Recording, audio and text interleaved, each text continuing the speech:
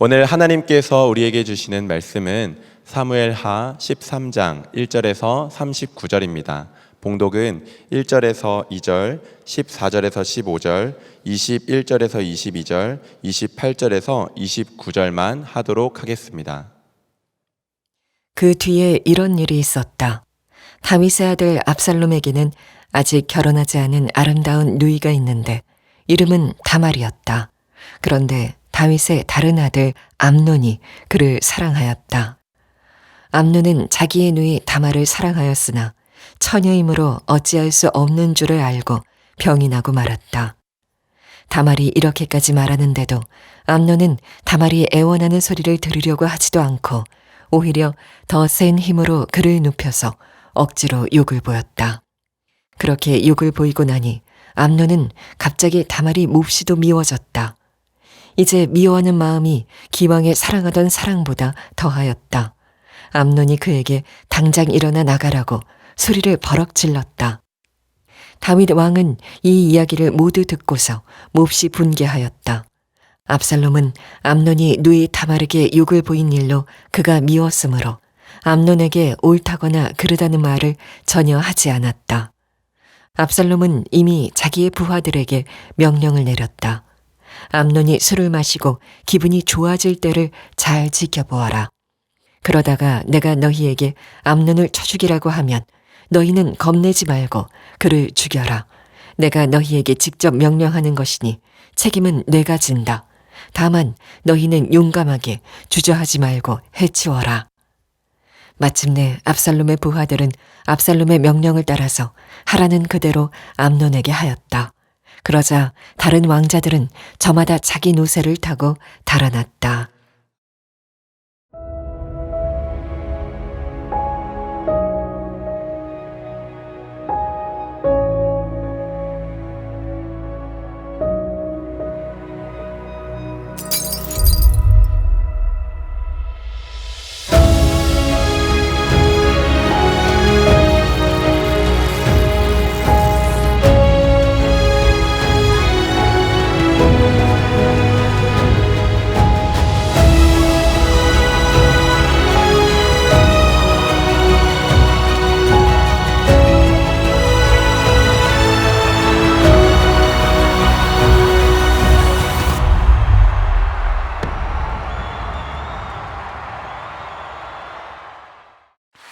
네, 사무엘하 하나님의 나라를 세우는 사람 15번째입니다. 죄의 대물림을 어떻게 끊을 수 있나? 라는 제목의 말씀을 나누겠습니다. 미국의 사우스다코타 주가 있습니다. 거기에 가면 웅장한 기념물이 하나 있는데요. 러시모 산이라고 하는 곳에 미국의 대통령 4명의 얼굴이 새겨져 있습니다. 아마 사진으로 보신 분들이 계실 텐데요. 왼쪽부터 건국의 아버지 조지 워싱턴, 그리고 독립선언서를 작성한 토마스 제퍼슨, 위대한 개혁가 시오더 루즈벨트, 그리고 노예를 해방한 아브라함 링컨의 얼굴이 차례대로 새겨져 있습니다. 이 4명의 얼굴은요, 한 나라가 추구하는 위대한 가치, 건국과 성장과 발전과 통합과 연합이라고 하는 그 이상을 상징하는 것이죠. 한 나라의 위대한 비전을 보여주는 그야말로 영광의 얼굴들입니다. 자, 그런데 오늘 사무엘하 13장에 보면 역시 4명의 남자의 얼굴이 등장하죠.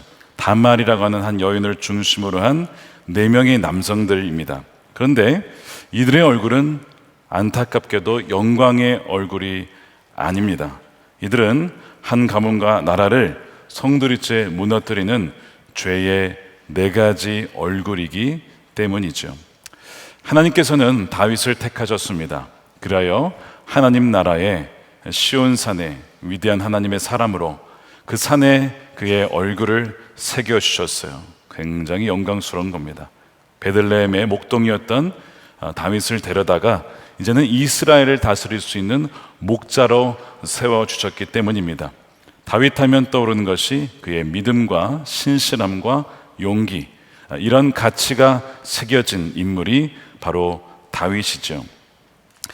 그런데 이미 우리가 살펴본 것처럼 위대한 작품이자 또한 그것을 지켜나가야 될 관리인이었던, 대리자였던 낙이 되었던 이 다윗이 하나님의 조각칼이 아니라 정욕의 죄악의 정을 집어들고 자신의 정욕을 채우기 위하여, 또한 그것을 덮기 위하여 하나님의 작품, 또 하나님의 위대한 시온산, 그것을 하나하나 무너뜨리고 균열을 내기 시작합니다. 물론 다윗은 자신의 죄를 회개했습니다. 나단을 통하여 내가 바로 범죄하였다라고 회개를 하였고, 하나님은 그의 죄를 용서해 주셨어요. 그래서 그를 죽이지는 않습니다. 하지만 그가 뿌려놓은 죄의 씨앗의 열매까지 다 없어지는 것은 아니었습니다. 그때 나단 선지자를 통해서 하셨던 말씀이 이것이었죠. 사무엘하 12장 10절에 너는 이렇게 나를 무시하여 햇사람 우리아의 아내를 빼앗아다가 너의 아내로 삼았으므로 이제부터는 영영 너희 집안에서 칼부림이 떠나지 아니할 것이다. 아까 영상 중에 가운데 칼을 보셨습니까? 이제는 칼이 계속 나오게 될 거예요. 다윗이 회개할 때 그의 죄는 용서를 받았지만 그의 열매까지, 죄의 열매까지 다 사라진 것은 아니었습니다. 왜일까요? 굉장히 중요한 성경의 원칙 중에 하나가 오늘 이 말씀을 관통하는 내용인데, 갈라디아서 6장에 바로 그 원칙이 나와 있습니다. 갈라디아서 6장 7절, 8절을 우리 함께 읽어보겠습니다. 시작. 자기를 속이지 마십시오. 하나님은 조롱을 받으실 분이 아닙니다. 사람은 무엇을 심든지 심은 대로 거둘 것입니다. 자기 육체에다 심는 사람은 육체에서 썩을 것을 거두고 성령에다 심는 사람은 성령에게서 영생을 거둘 것입니다. 무엇을 심든지, 그것이 좋은 씨앗이든 나쁜 씨앗이든 무엇을 심든지 그 열매를 거두게 될 것이라고 했기 때문에 칼부림이 떠나지 아니할 것이다라고 하나님께서 말씀을 하신 거예요. 그래서 은혜에 대한 잘못된 가르침 중에 하나가 내가 죄를 지어도 회개하면 하나님께서 모든 죄의 열매를 다 거두어 가실 거야 라고 믿는 것입니다. 말씀드린 것처럼 하나님의 은혜는 커서 그의 목숨을 지켜주셨어요. 그런데 죄의 열매가 사라지는 것이 아니라 그 죄의 열매로 인한 쓴 그 잔을 마시고 견디어내도록 그것을 통과하게 하십니다. 그리고 그것을 견뎌낼 수 있는 힘을 주세요. 그런 형태의 은혜를 다윗에게 주십니다. 그래서 은혜가 죄의 결과를 자동적으로 모두 제거해 주는 것이 아니라 죄에 대한 대가가 있다라고 하는 것이 무엇인지를 오늘 말씀을 통해 깨닫고 어떻게 하면 죄의 대물림을 끊을 수 있을까? 우리 그것을 말씀을 통해 살펴보는 시간이 되었으면 좋겠습니다. 종종 이런 이야기를 들을 때가 있죠. 그 아들이 아버지를 닮았어. 대개 칭찬일 때가 많습니다. 자녀가 부모를 닮는다고 하는 이야기는 대개 칭찬이죠. 그런데 부정적으로 쓰일 때가 있습니다. 그 아버지의 그 아들이다라는 말이 장점이 될 수도 있지만 단점이 될 수 있어요. 아버지의, 어머니의 좋지 못한 부분이 자녀들에게도 나타났을 때, 혹시 자녀를 키워보신 분들은 아시겠지만 자녀를 보면서 문득문득 섬찟 놀랄 때가 있지 않습니까?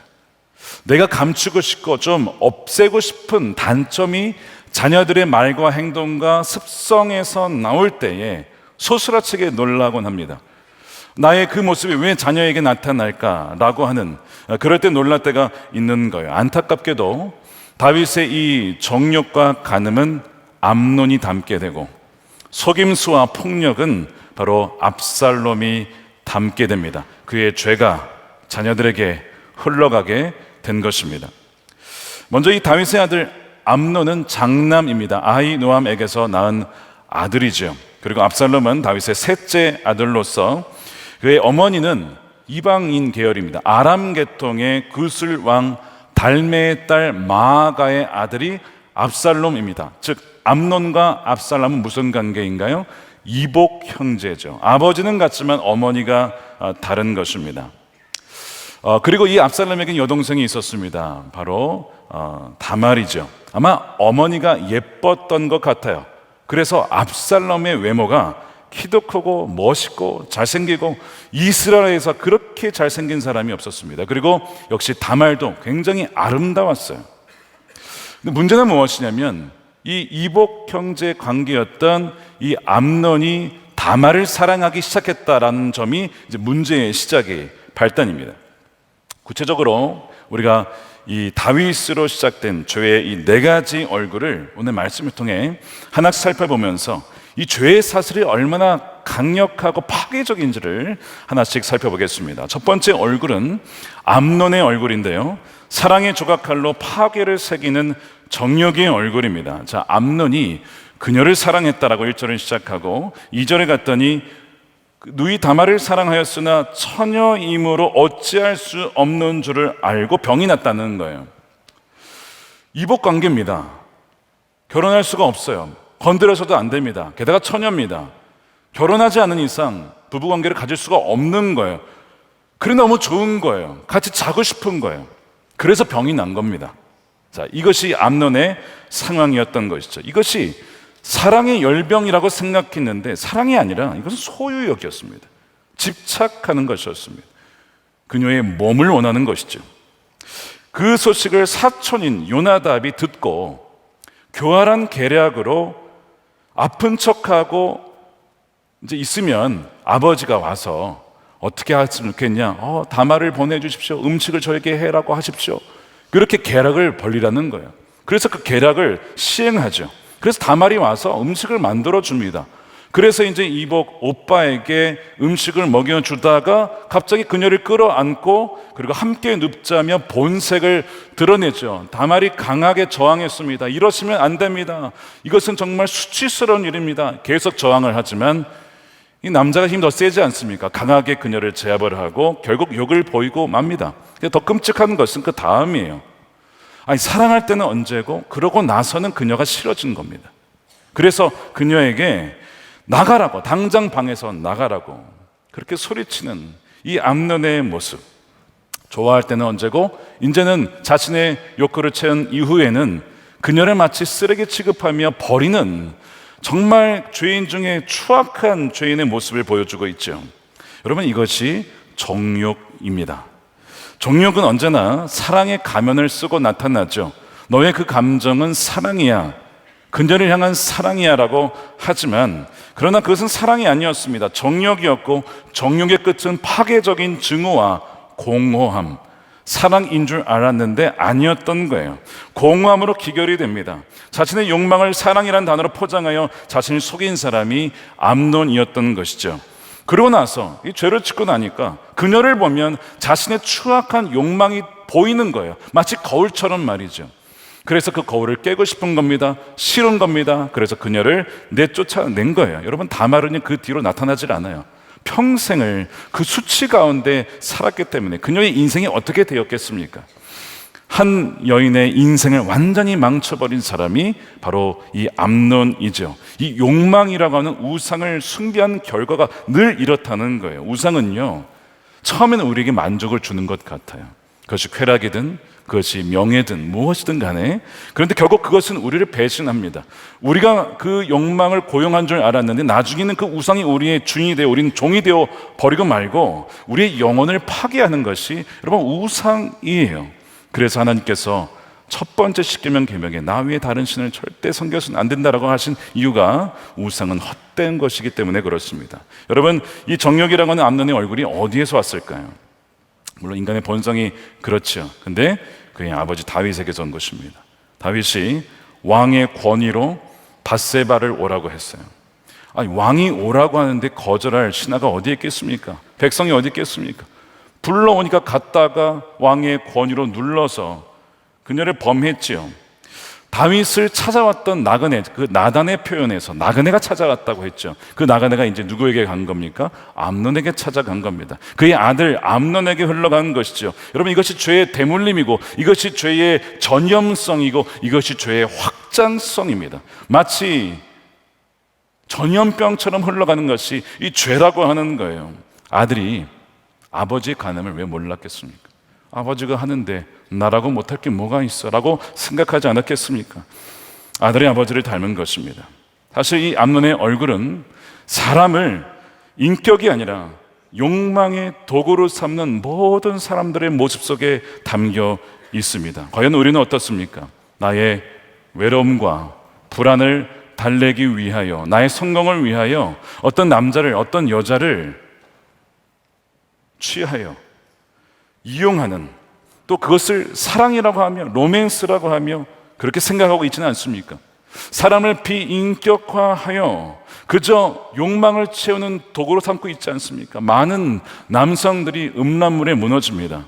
왜냐하면 그 사람을, 그 여성을 인격화하지 않고 대상으로 그냥 도구로 삼기 때문에, 그래서 이렇게 이 사람을 말이죠, 눈요깃감으로 그렇게 전락시키고 소비하는 문화에 우리가 너무나 많이 노출되어 있다는 거예요. 그래서 이 암논의 이 정욕에 찬 얼굴은요, 사실 많은 이들이 감추고 싶은 얼굴이기도 합니다. 두 번째 얼굴은 요나답의 얼굴인데 교활한 안내자입니다. 3절에 보면 요나답을 아주 교활한 인물이라고 묘사를 해요. 이 교활하다는 표현이 창세기에 뱀을 묘사할 때도 쓰이지 않습니까? 동물 중에 가장 교활한 동물이라고. 이 요나답은 누구냐면 다윗의 형 시므아의 아들입니다. 즉 다윗의 조카이고 암논과는 사촌 관계인 것이죠. 머리가 뛰어났던 것 같아요. 암논의 병이 정욕이란 걸 알았어요. 욕망이란 걸 알았어요. 자, 그러면 이렇게 얘기를 해줘야죠. 왕자님, 아무리 좋아해도 이복 관계 아닙니까? 동생 아닙니까? 건들면 안 됩니다. 그거는 하나님이 미워하시는 것입니다. 이렇게 말렸어야 돼요. 그런데 이 요나답이 하는 것이 무엇이냐면 욕망이 있던 것을 알고 그 욕망을 성취할 수 있는, 이룰 수 있는 가장 좋은 전략과 방법을 제시합니다. 시나리오를 짜요. 기가 막히게 그 시나리오로 진행이 됩니다. 왜요? 다윗이 어떤 성향인지 알고 또한 이 암논이 어떤 성향인지 알았기 때문에 이렇게 하면 잘 될 겁니다. 기가 막히게 머리가 좋은 사람이 이 요나답이었던 거예요. 그래서 왕자님, 부왕께서 왕자님 아프다고 하면 분명히 올 것입니다. 아니면 말을 하실 겁니다. 그때에 그 동생 다말을 보내달라고 하십시오. 아까 말한 그대로 그렇게 얘기를 해서 그대로 진행이 돼요. 요나답은요 직접 죄를 짓지는 않아요. 그런데 다른 사람이 죄를 지을 수 있도록 문을 활짝 열어주고요, 가이드를 합니다. 이것이 요나답의 모습이죠. 마치 하와가 범죄할 때에 뱀이 가이드를 정확하게 했죠. 정말 먹지 말라고 했느냐? 진정 죽는다고 했느냐? 아니다라고 하면서 그렇게 속였던 이 뱀의 모습, 또 예수님께서 말씀하시기를 빛의 아들들보다 더 지혜로운 이 세대의 아들들을 봐라. 이게 칭찬 같은데 또한 이게 칭찬이 아닌 거죠. 이 세상의 사람들이 어찌나 이 정말 명석한지 죄진인데 지혜롭다는 거예요. 여러분, 이것이 바로 이 요나답의 모습이었던 거예요. 하나님의 영광을 위하여 쓰이는 지혜가 아니라, 하나님을 경외함으로 살리는 지혜가 아니라 사람을 파괴시키고 죽이는 지혜, 바로 그것이 요나답의 지혜였던 겁니다. 사랑하는 여러분, 이 요나답의 얼굴도 보면 원칙과 진리와 거룩보다 실용과 그리고 성공을 앞서는 모든 곳에 이 요나답의 얼굴이 숨겨져 있습니다. 야, 들키지만 않으면 괜찮아. 다들 그렇게 살아. 너 비즈니스 성공하려면 너 그렇게 어려워. 야, 괜찮으니까 이 방법 따라 한번 해봐. 그럼 너 큰 돈을 벌게 될 거야. 여러분, 이것이 유혹이고 이것이 요나답의 여러분 메시지인 거예요. 여러분, 우리는 어떻습니까? 어려움에 처한 친구에게 하나님의 말씀대로 생명의 길로, 좁은 길로 갈 수 있는 그 길을 조언하고 있습니까? 아니면 세상적인 성공의 방법을 제안하고 있지는 않습니까? 우리 자녀에게는 어떻습니까? 정직하게 하다가 망하면 그건 성공하는 거야. 정직하게 실패하는 법도 가르쳐 줘야 돼요. 근데 그것을 가르쳐 주지 않고 요령껏 성공하는 법만 아이들에게 가르치고 있지는 않습니까? 혹은 나 자신이 성공을 위해 하나님 원하시는 길을 무시하고 세상의 지혜를 구하고 그 어떤 성공을 위해, 부를 위하여 속이고 있지는 않습니까? 여러분, 이것이 요나답의 얼굴인 거예요. 자, 요나답의 아버지가 시므아라고 했습니다. 여러분, 시므아 잘 등장하는 인물은 아니죠. 그런데 언제 나왔냐면 사무엘이 다윗에게 기름을 부을 때, 집을 방문했을 때 엘리야부터 순차적으로 아들들을 다 봅니다. 이 사람입니까? 이 사람입니까? 이 사람입니까? 하나님 다 뭐라고 하시죠? 그도 아니다, 그도 아니다, 그도 아니다. 그 중에 누가 있어요? 시므아가 있었어요. 왜 시므아는 아니라고 했을까요? 우리가 정확하게 성경에 나와 있지는 않지만 이 요나답의 스타일 말이죠. 실형을 추구하면 하나님의 진리에서는 거룩하기는 거리가 먼 이 요나답의 삶의 스타일을 보면 이것이 어디에서 왔을까? 그의 아버지로부터 물려받은 것이 아닐까를 충분히 유추해 볼 수 있는 대목입니다. 왜 시므아는 아니라고 했을까? 바로 그 모습을 그의 아들 요나답이 닮은 것 아니겠습니까? 모르가도 설만 가면 된다.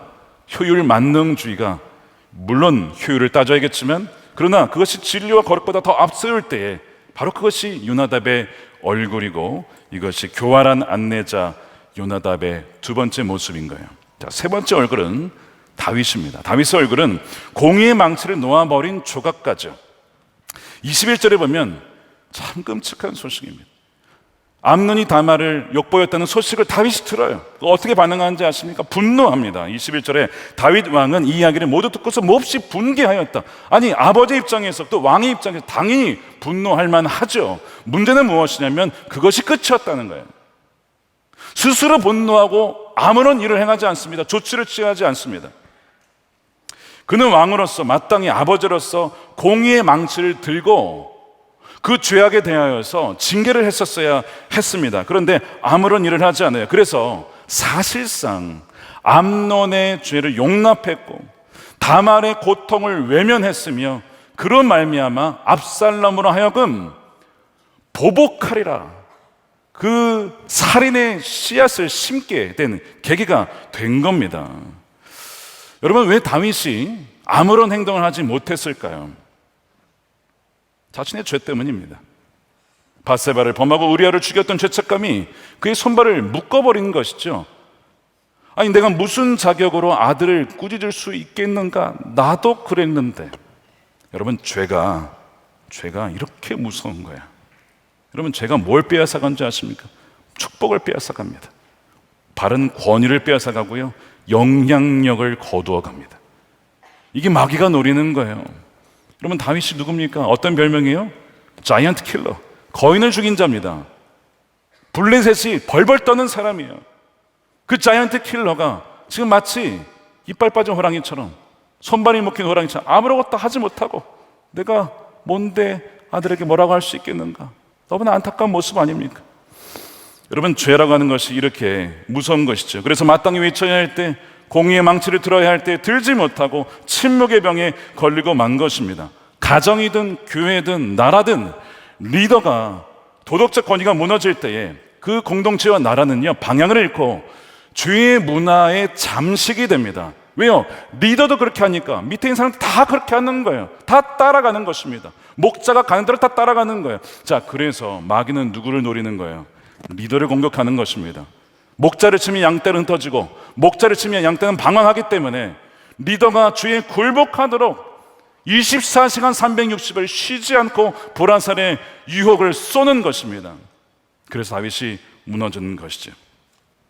그의 침묵은 평화가 아니라 더 큰 붕괴를 예비하는 것이었습니다. 근데 이 말씀을 묵상하다가 저는 더 깊이 좀 생각을 해봤어요. 아무리 그래도 그렇지 다윗이 왜 말을 하지 못했을까? 깨닫게 된 것은 다윗의 근본적인 자녀 양육 방식에 문제가 있었기 때문입니다. 성경을 자세히 읽어보면 다윗은 자녀들을 굉장히 사랑한 아버지였습니다. 굉장히 사랑했어요. 근데 사랑에 뭐가 빠졌냐면 하나님의 공의에 기초한 훈육, 엄격한 훈육에 결여된 사랑이었다는 것이 문제인 거예요. 그것이 자녀를 망친 겁니다. 말씀 함께 한번 소개해드린 책인데요, 두란노에서 출간한 우리 아이가 사춘기가 되었습니다 라는 책이 있어요. 원제가 Parenting with Hope, 소망으로 하는 자녀 양육이라는 책이 굉장히 좋은 책이에요. 꼭 한번 읽어보세요. 이 책에 4가지 유형의 부모를 소개하고 있습니다. 여러분들이 어떤 부모인지 한번 생각을 해보시기 바랍니다. 첫 번째는요, 권위주의적인 부모입니다. 자녀에 대한 기대 수준이 높아요. 근데 따스한 사랑은 별로 없는, 낮은 거예요. 그러다 보니까 엄격하죠, 율법적이죠, 훈계하면서 혼내고 늘상 무서운 아버지, 어머니로만 비치게 됩니다. 그래서 위협과 두려움으로 아이를 지배하는 부모라고도 부릅니다. 이것이 첫 번째 권위주의적인 부모예요. 두 번째, 권위 있는 부모가 있습니다. 자녀에 대한 기대 수준이 역시 높아요. 그리고 따스함도 역시 높아요. 그래서 징계하기도 하지만 또한 사랑으로 품어냅니다. 그래서 이런 유형의 부모는 자녀를 인내와 자비로 이끄는 목자처럼 이끄는 부모라는 별명을 갖고 있어요. 가장 성경적인 부모의 유형입니다. 세 번째 유형이 있는데 허용적인 부모가 있습니다. 자녀에 대한 기대 수준이 낮아요. 대신에 뭐가 높냐면 그 따스함이 높아요. 그러다 보니까 어떤 일이 벌어지냐? 자녀가 원하는 것, 자녀의 리드에 끌려갑니다. 자녀의 욕구에 끌려갑니다. 응석을 받아주는 부모가 돼요. 이것이 자녀를 망치게 되는 거예요. 네 번째 부모의 유형은 관여하지 않는 무관심한 부모입니다. 기대의 수준도 낮고 사랑도 낮고 따스함도 낮아요. 그래서 이런 부모는 아이 곁에 없을 때가 많습니다. 부재하는 부모로 불릴 때가 많죠. 여러분들은 어떤 부모 있습니까? 자, 그 다음에 두 번째 질문은, 자, 그러면 다윗은 어떤 유형의 부모였을까요? 이 넷 중에 말이죠. 허용적인 부모였습니다. 허용적인 부모. 이 저자가 무슨 얘기를 하냐면 허용적인 부모의 경우에 자녀에게 끌려간다고 했죠. 권위 있는 부모는 이런 질문을 항상 던져요. 하나님께서 이 자녀에게 원하시는 것이 무엇일까? 내가 원하는 게 아니고요. 자녀가 원하는 게 아니고 하나님께서 이 자녀에게 원하시는 것이 무엇이지? 말씀을 통해서 그 아이들을 이끌어 갑니다. 이것이 권위 있는 부모의 특징이에요. 그런데 허용하는 부모는 뭘 묻는지 아십니까? 그 자녀가 원하는 게 뭔지를 물어요. 그러니까 자녀가 원하는 걸 다 해주는 거예요. 근데 그것이 자녀를 망치는 겁니다. 다윗이 자녀들을 위해서 못 해준 게 없습니다. 궁전에서 필요한 음식, 재정, 사람 모든 것을 다 해줬어요. 정말 우리의 부모님들이 해주고 싶은, 야, 나 자녀에게 이런 거 해주고 싶어. 다윗이야말로 못 해준 게 없어요. 그 결과가 무엇입니까? 그 결과가 암논이고 그 결과가 압살롬입니다. 왜? 자녀에게 끌려가는 거예요. 말을 못하는 거예요. 나중에 이 다윗이 자녀를 어떻게 양육했는지를 보여주는 어떤 단서가 나옵니다. 아도니아라고 하는 이제 압살롬보다 또 동생입니다. 아도니아가 자기가 막 왕이라고 막 할 때가 나와요. 뒤에 가면. 그러면 야, 네가 왜 나서냐? 하나님께서 세우는 것이야.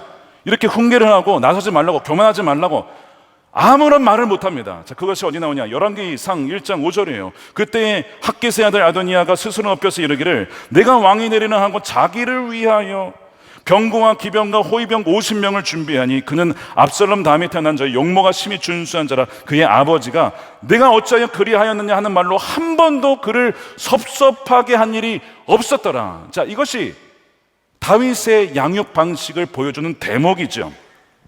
다윗은 필요한 것을 자녀들에게 다 해주었습니다. 그런데 자녀의 마음을 상하게 할까봐, 자녀의 관계가 틀어질까봐 두려워서 쓴소리하지 못하고 책망하지 못하고 훈육하지 못하는 아버지였던 것이죠. 바로 이 지점이 중요한 거예요.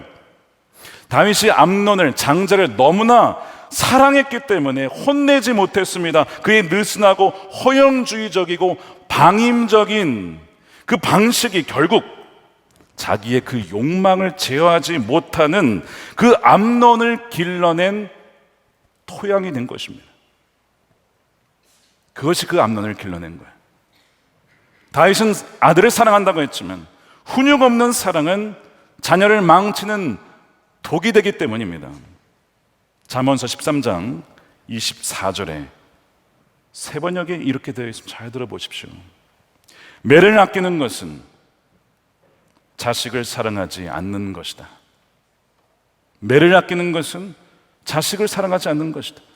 자식을 사랑하는 사람은 훈계를 게을리하지 않는다. 훈계를 게을리하지 않는다. 훈계 없는 사랑은 자녀를 망치기 때문이죠.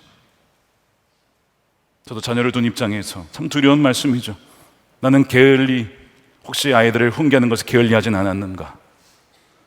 사랑만 하며 아이들을 망친 것은 아니었을까? 무관심하게 내버려 둔 것은 아닐까? 이거 바쁘다고 저거 바쁘다고 일이 바쁘다라고 아이들과 함께 예배하며 가정 예배하며 그렇게 하는 시간들이 얼마나 있었는가 한번 돌아봐 보시기 바랍니다.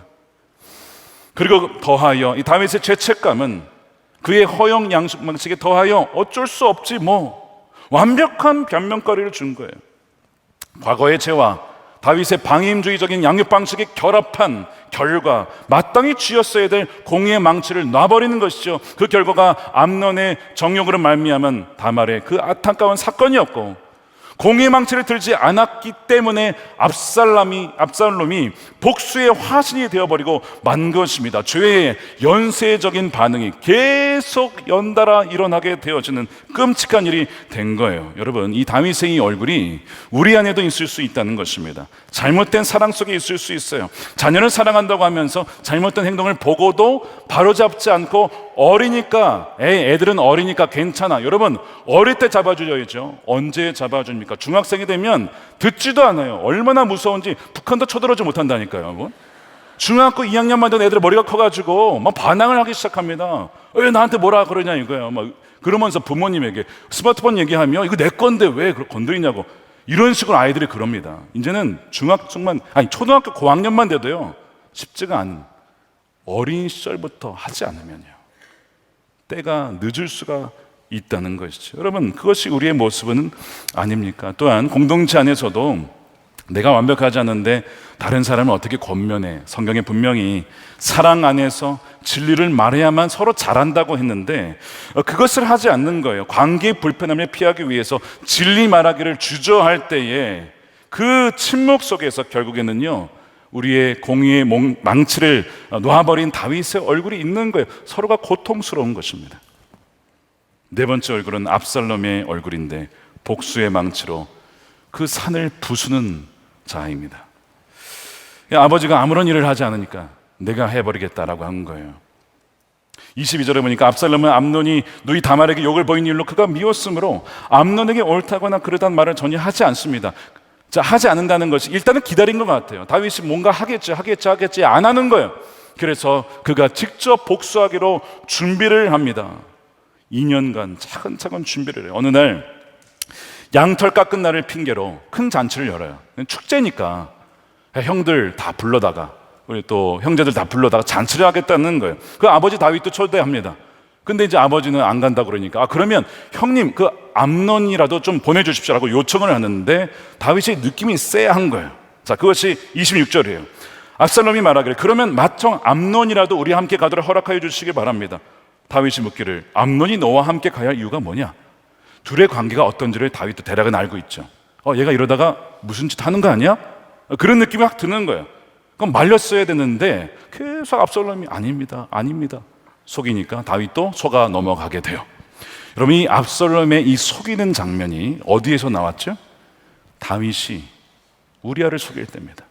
치열한 전쟁터를 보내요. 마치 전쟁 중에 죽은 것처럼 속여서 그를 죽이지 않습니까? 그 속임수가 시간이 지나서 세대가 흘러서 더 교묘하게 이 압살롬의 손에 그 그물이 들여져 있는 것이죠. 죄는 이처럼 가까운 사람에게 가장 치명적인 방식으로 유전이 되는 거예요. 죄의 대물림이 이렇게 무서운 것입니다. 결국에는 28절에 보면 이제 이 암논이 막 술에 취해 있어요. 여러분, 술 취하지 마십시오. 깨어서 성령께서 인도하신 대로 살려면 술 취하시면 안 됩니다. 암논이 술을 마셔서 막 즐거워하다가 결국에는 딱 사인에 맞춰서 압살롬의 부하들이 암논을 죽여버리죠. 놀라가지고 다른 왕자들은 다 노새를 타고 도망을 갑니다. 끔찍한 살인사건이 벌어지게 된 거예요. 이 살인이 어디서 온 겁니까? 아버지에게서 온 거죠.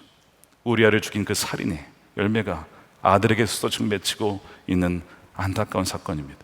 물론 그 여동생에 대한 복수였어요. 근데 복수라고 해서 사람을 죽여서는 안 되죠. 정의 심판대에 세워야죠. 사법부에 세워야죠. 근데 자기가 직접 공의의 망치를 휘두르기로 하는데 문제는 그 인간의 정의라고 하는 것이 항상 더 잔인하게 이해는 이가 아니라 그 3배, 4배, 5배 이상을 갚아준다는 데 문제가 있습니다. 더 큰 파괴를 불러와요. 그래서 하나님께서 뭐라고 하냐면 너희가 원수를 갚으려 하지 말아라 라고 말씀하시죠. 로마서 12장 19절입니다. 사랑하는 여러분, 여러분은 스스로 원수를 갚지 말고 이 일은 하나님의 진노하심에 맡기십시오. 하나님이 아신다는 겁니다. 성경에도 기록하기를 원수 갚는 것은 내가 할 일이니 내가 갚겠다라고 주님께서 말씀하신다라고 하셨어요.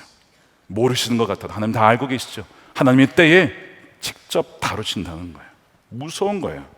그런데 압살롬은 하나님의 권리를 찬탈하여 스스로 심판을 행했고 더 큰 비극을 불러오게 됩니다. 여러분, 이 압살롬의 모습이 우리 안에도 있지 않습니까?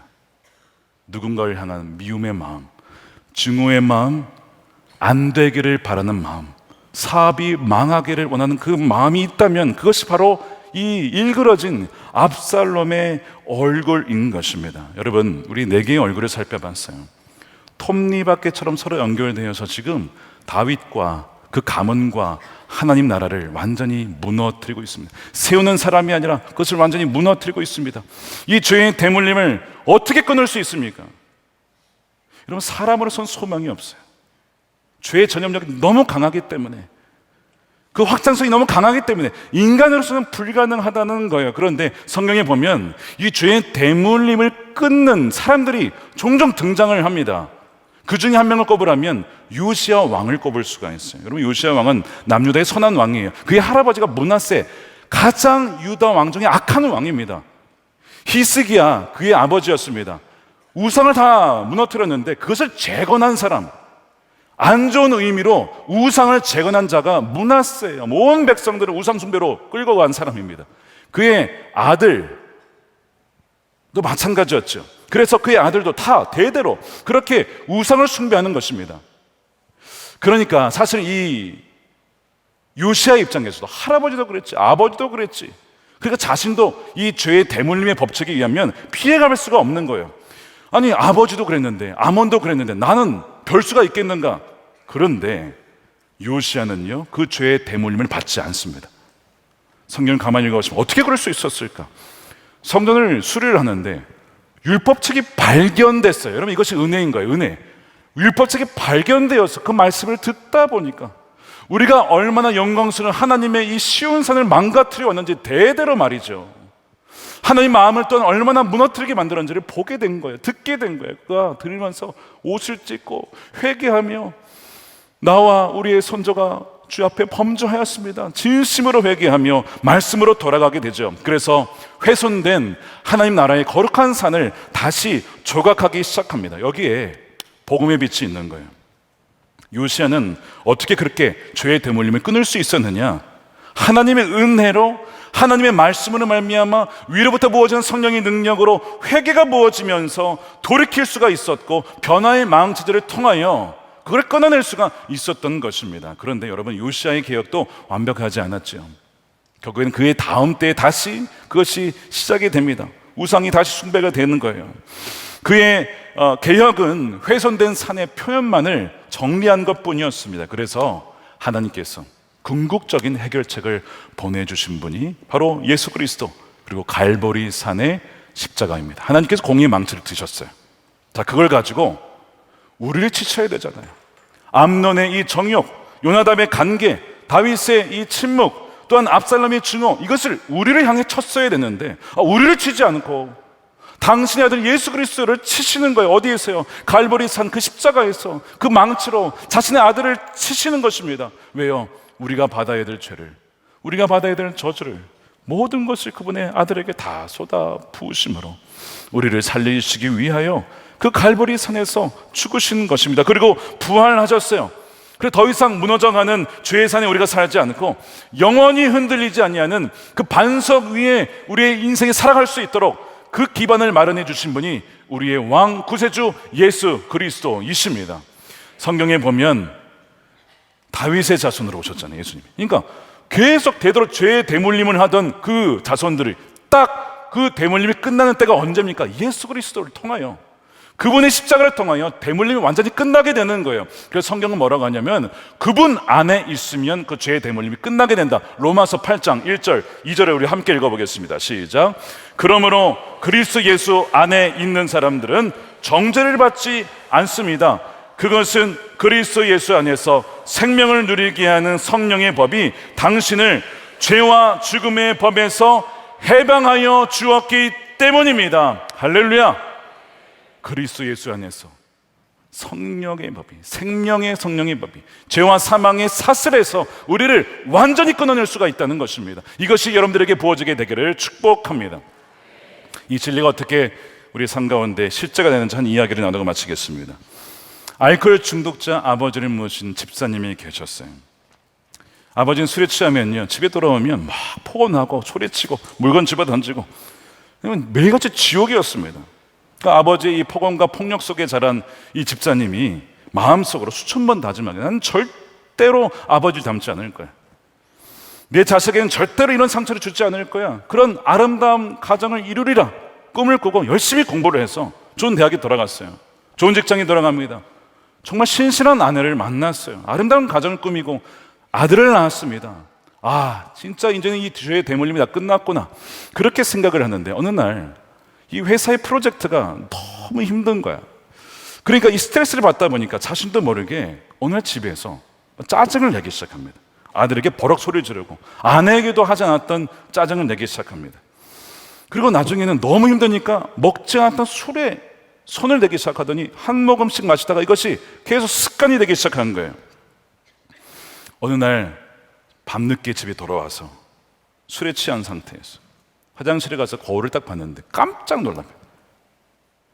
자기가 그렇게 미워하고 증오하던 그 아버지의 모습이 그냥 그대로예요. 그대로 충혈된 눈, 분노와 피로에 일그러진 표정, 그 얼굴은 내가 그렇게 증오했던 아버지의 그 모습이 자기가 잘하니까 그 고스란히 그 표정을 하고 거울 앞에 서 있는 것입니다. 그 아버지의 모습을 보고 소스라치게 놀리며 통곡을 하는 거예요. 나는 아버지처럼 되기 싫었어. 안 돼. 아버지처럼 되기 싫었는데 내 모습이 아버지와 똑같구나 하는 것을 보며 절망을 하게 되는 거예요.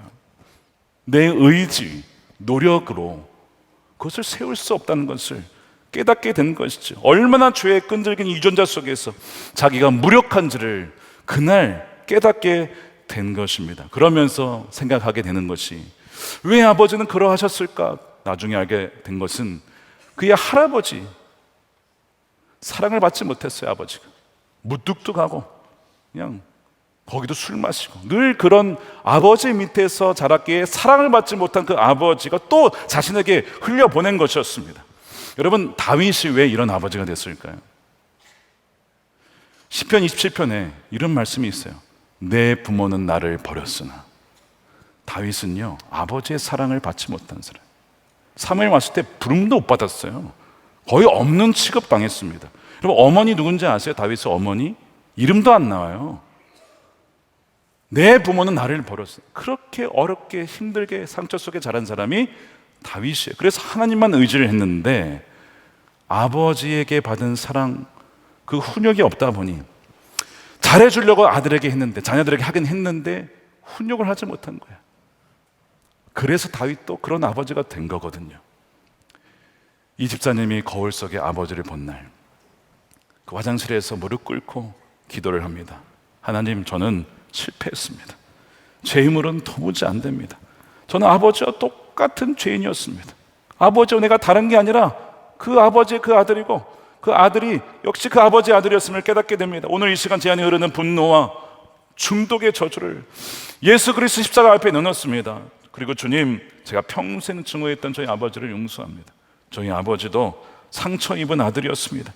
저와 제 아버지를 묶고 있는 이 모든 죄의 저주의 사슬을 저를 대신하여 저주가 되신 예수님의 보혈로 끊어주십시오. 이제 제 힘이 아니라 주님의 능력으로 살기를 원합니다. 바로 그날 싸움의 주체를 내가 아니라 예수 그리스도를 바꾼 날이 되었어요. 그의 인생이 그날부터 바뀌는데요. 세월이 좀 흘러서 아이가 초등학교에 들어가고 어느 날 아들 방에 들어가서 굿나잇 키스를 하는데 아들이 그런 얘기를 하는 겁니다. 아빠, 저는 커서 아빠와 같은 사람이 되고 싶어요. 그 얘기를 듣는데 그렇게 눈물이 나더래요. 내 아들이 나를 닮고 싶다니. 부모로서요, 가장 큰 칭찬이 그겁니다. 나 아빠와 같은 사람 되고 싶어. 나 엄마와 같은 사람 되고 싶어. 저도 그 얘기를 들을 때, 주님, 제가 무엇인데 이런 이야기를 듣게 하십니까? 제 부족함 다 아시는데. 그렇게 눈물이 나더래요. 사랑하는 여러분, 우리 힘으로는요 죄의 사슬을 끊을 수가 없습니다. 끊을 수 있다는 것은 여러분 교만이에요. 죄의 전염성이 얼마나 강한지 끈질긴지 몰라요. 그런데 여러분, 오직 예수 그리스도의 십자가만이 그 저주의 사슬을 끊을 수가 있는 것입니다. 상처를 치유하고 우리를 새로운 피조물로 만들어서 새로운 축복의 유산을 흘려보낼 수 있도록 해주신 분이 바로 예수 그리스도, 바로 그분의 은혜인 줄로 믿습니다. 여러분, 이 자리에 혹시 내 힘으로는 도저히 막을 수 없는 죄의 균열 앞에서 신음하는 분이 계십니까? 나의 죄가 자녀들에게 되물림되어서 고통스러운 분이 계십니까? 오늘 이 시간에 고백하기를, 저는 할 수 없습니다. 저의 옛사는 다 무너졌습니다. 주님의 새로운 반석 위에 살기를 원하고, 정말 자녀들에게 음란과 중독과 미움과 정욕이 아니라 하나님의 사랑이, 하나님의 은혜가, 하나님의 축복이, 하나님의 그 온유함이 흘러가기를 원합니다. 그렇게 고백할 때에 축복의 세대로 그의 은혜가 여러분들의 가정 가운데, 가문 가운데 예수 그리스도 안에서 흘러가게 될 줄로 믿습니다. 우리 함께 이 시간 기도하겠습니다. 시간 기도할 때 우리 눈을 감으시다 감고, 오늘 말씀을 들으며 내 안에 암논의 정욕과 요나답의 교활함과 다윗의 무력함과 압살롬의 증오가 역시 내 안에도 있음을 아마 깨달으신 분들이 계실 거예요. 더 이상 외면하지 마십시다. 합류하지 마십시다. 주님, 나의 힘으로 할 수 없습니다. 그런데 그리스도 예수 안에서는 더 이상 죄와 사망의 법이 장악할 수 없고 완전히 사라진다고 약속하셨으니 오늘부로 그 모든 저주가 끊어지게 하여 주시옵소서. 자녀들에게 흘러가지 않게 하여 주시옵소서. 그렇게 원하시는 분들만 우리 자리에서 일어났으면 좋겠습니다. 자리에 일어나서 함께 기도할 때에, 주여, 우리 가정을 묶고 있는 어둠과 실패의 사슬을 예수 그리스도의 능력으로 끊어주셔서 생명의 성령의 법으로 말미암아 죄와 사망의 법에서 완전히 해방되어지는 날, 그래 우리 자녀들은 축복의 세대로 살아갈 수 있도록 인도해 달라고 우리 간절하게 사랑하는 우리 주님 부르시고 기도하도록 하겠습니다. 주여, 주님 마음 내게 주소서. 내 아버지 주님 마음 내게 주소서. 나를 향하신 주님의 뜻이 이루어지도록 주님 마음 내게 주소서.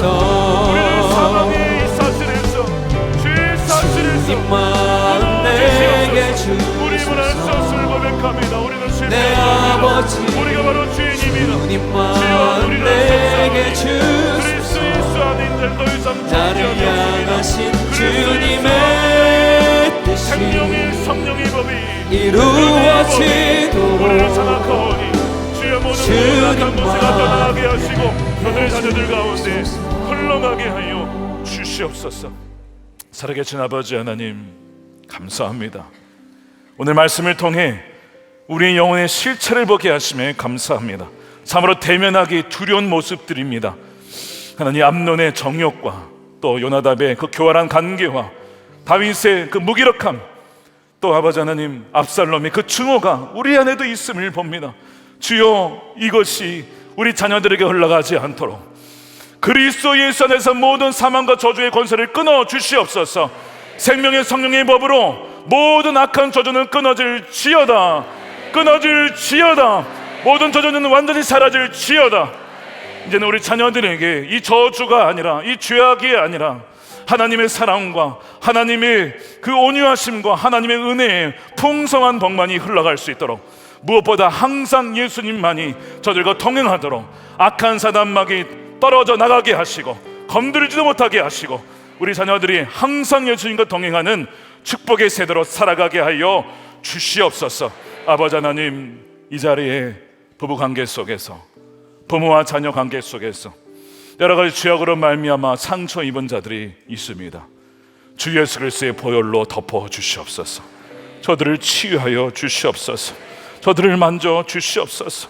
다시는 증오하지 않고 미워하지 않고 서로를 용서하며 불쌍히 여기며 죄 중에 굴복할 수밖에 없는 연약한 자임을, 그러나 우리는 주님께서 새롭게 하시고 새로운 피조물로 삼으셨으니 이제는 그리스도인답게, 하나님의 자녀답게, 빛의 자녀답게 살아가는 복된 자녀로 대대로 천대에 이르기까지, 주님이 오시는 그날까지 살아갈 수 있는 복된 가문이 다 될 수 있도록 축복하여 주시옵소서.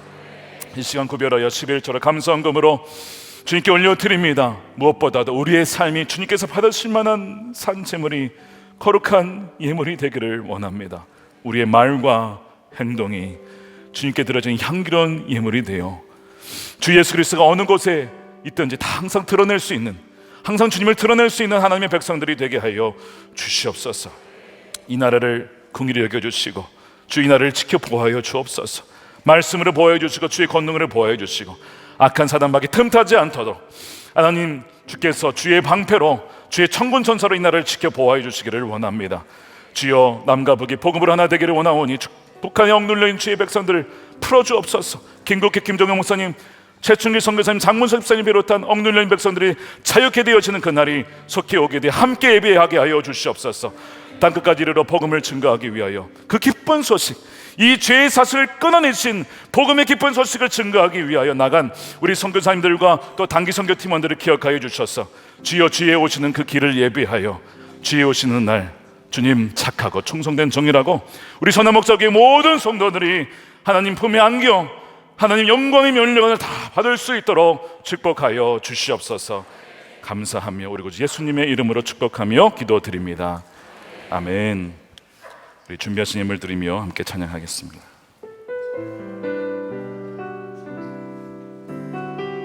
보소서 주님, 보소서 주님, 나의 마음은 선한 것 하나 없습니다. 그러나 내 모든 것 주께 드립니다. 사랑으로 나누시고 날 새롭게 하소서. 주님 마음 내게 주소서. 내 아버지 주님 마음 내게 주소서. 나를 향하신 주님의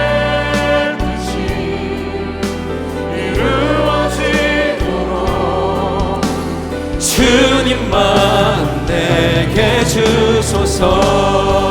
사랑을 가르쳐 주소서. 내게 사랑을 가르치소서. 당신의 마음으로 용서하게 하소서. 당신의 마음으로 용서하게 하소서. 주의 성령 내게 채우사 주의 길 가게 하소서. 주님 당신 마음 주소서. 주의 성령 내게, 주의 성령 내게 채우사 주의 길 가게 하소서. 주님 당신 마음 주소서. 주님 마음 내게 주소서. 주님 마음 내게 주소서. 내 아버지 주님 마음 내게 주소서. 나를 향하신 주님의 뜻이 이루어지도록 주님 마음 내게 주소서. 아멘. 축도하겠습니다. 우리 구원의 생명의 주 되신 예수 그리스도의 크신 은혜와 아버지 하나님의 측량할 수 없는 사랑하심과 세상 끝날까지 우리 함께 하시는 성령님의 감화감동 교통 내주하심이 죄의 대물림의 저주를 예수 그리스도의 십자가 안에서 끊고 우리 자녀들에게 하나님의 축복만을 흘려보내기로 결단하는 사랑하는 우리 모든 선한목적의 예배자들 머리머리 위에 저들의 가정과 일터와 사랑하는 자녀들과 다음 세대와 주의 몸된 교회와 조국 대한민국과 열방 가운데 영원히 함께 하시기를 간절히 축원하옵나이다. 아멘.